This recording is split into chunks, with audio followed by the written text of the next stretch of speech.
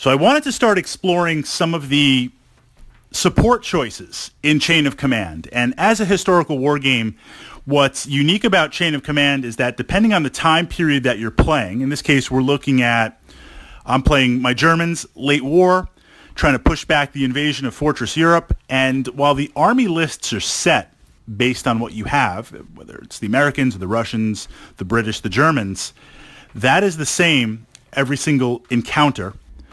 But you have a support list where you can select additional heavy weapons, mortar teams, observers, scouts, armored vehicles, tanks, off-table support in terms of air support or bombardment, artillery bombardment. And that is where the game gets really interesting. That is where the options open up. And in this podcast, in this vlog, I wanted to look at the sniper team. And this sniper team, I have a German sniper team. Of course, it's available throughout all the army lists and represents a sniper and a spotter in a World War II situation. Now, part of this has always been kind of a quest, a holy grail of mine to find an actual rule set that snipers work. And a good contrast for this is Warhammer 40,000, a sci-fi miniature game. I love Warhammer 40,000, right? That's in my DNA. It has exerted a tremendous influence over me.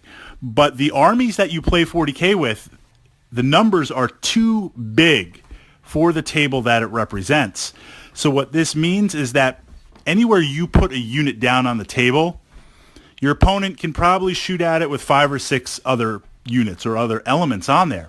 So in a number of my armies, in the codexes, in the rule books, they have snipers. You know, I'm playing Eldar. Think space elves, elves in space.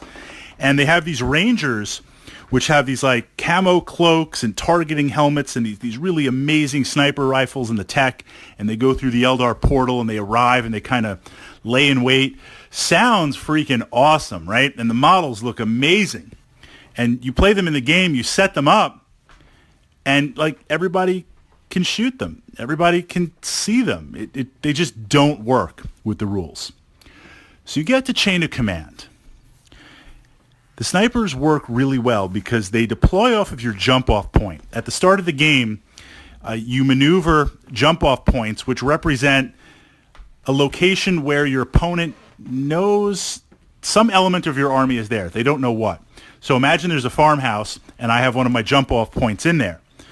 My units, as they activate, can deploy within 6 inches of that jump-off point. So in that building, there could be a tank. In that building, there could be some infantry. In that building, there can be nothing because you have multiple jump-off points. This is really unique with Chain of Command, and I should say up in the archives of my channel.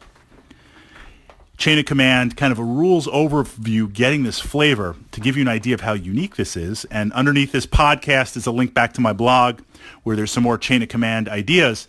But it's interesting because something could be there or nothing can be there. The way the snipers work is they deploy out 12 inches. Now you have a single model with the sniper gun and you have a spotter or an observer on there. And they deploy 12 out from a jump-off point.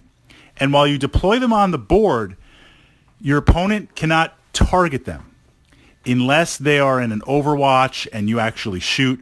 So for the most part of the game, your opponent, they will physically be able to see the model, but they know that the sniper is there, but they don't know the exact location. That's what that represents. You have the model there for, of course, line of sight and cover. So it's to shoot, it's one roll. You got to see if you hit. Then you got to see if you give shock or if you kill. A kill on a D6 is a 6. So assuming you hit, you have a 1 in 6 chance of taking out a single model on there. And if there's any type of shock, it's doubled because it represents this idea a sniper out there is literally shooting at you.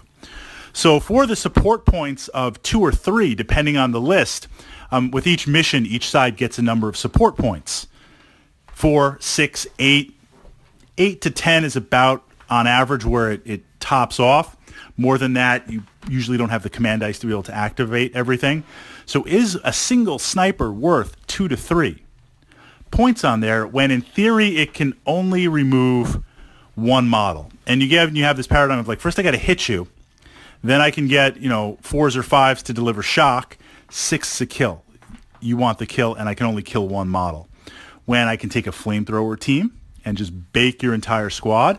Or in other instances, for 4 points, I can get some of the early panzers in there. Now I've got a machine gun. I've got stuff that's immune to small arms fire. I've got amazing mobility. I've got the main gun. While certainly it's earlier in the war, the tech, I mean, late war, they still had Panzer 2s and 3s going on in there, but you have the armor piercing, you have the high explosive. It seems like a better deal. But in certain scenarios, the sniper team is beast. If you are a defender, in a recent game, we were playing the scenario like Omaha Beach. The Americans have pushed in. They've made it past the initial defenses, and now they're pushing into the countryside. And my Germans are mounting a counteroffensive.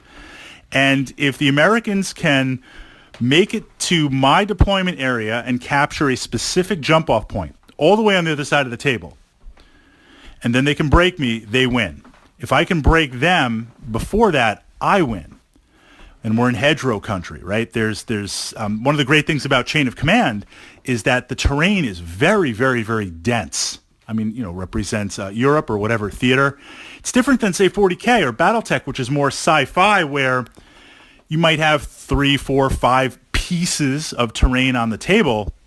Chain of Command, it's dense in there. So when I say you have to go from one side of the table to the other in hostile territory, that's going to be challenging. And again, you don't know where my units are until they deploy, because I have these 4 or 5 jump-off points. It is very challenging. So I knew the Americans, being mechanized, they were going to be pushing down this long road. So I wanted to have my groups in there with the machine guns. I had half-track, in support on there, and a couple other elements. But I knew if I put my sniper team there, that's where they're going to push. And one of the things as an attacker, you need to make sure you have enough officers in your group, junior commanders, of course, junior leaders, but the senior leader officers. So when they you activate a senior leader, you can push out 3 commands. So if I roll my command dice and I get a 4, which means I can activate a senior leader, that senior leader can issue 3 orders.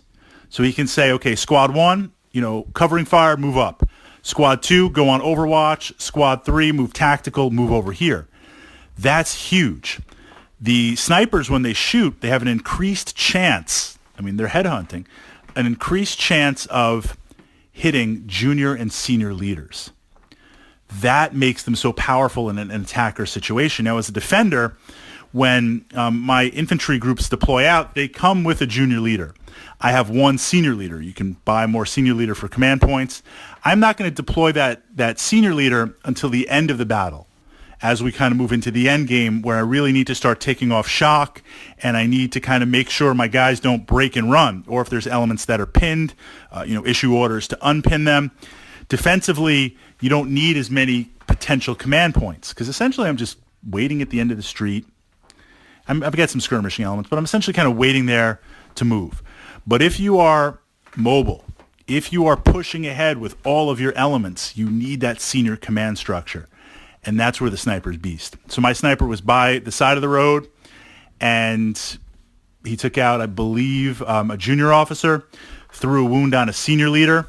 So even though you can only potentially kill 1, the odds of hitting that element or that part of the army that has that command structure, huge. So tactically speaking, I really enjoy playing the sniper teams because they actually work as close as intended. And at the same time, attacker versus defender, if you're a defender, it works amazing. On the opposite side, as the attacker, not so much. And I've tried it, but I believe as an attacker, your points are better spent in other elements, because you're going to be pushing forward, absolutely, with all of your elements. So you want to spend your command points on that. And issuing orders, your senior leaders, your junior leaders, they're going to quickly, in moving forward as an attacker, get out of the effective range of your sniper team, which is in the back somewhere, and your opponent's not going to come into range as much. And the sniper team is not able to move unless you spend a command die to kind of redeploy. And if you have access to that command die, obviously we want to save that for an interrupt or an ambush or something like that.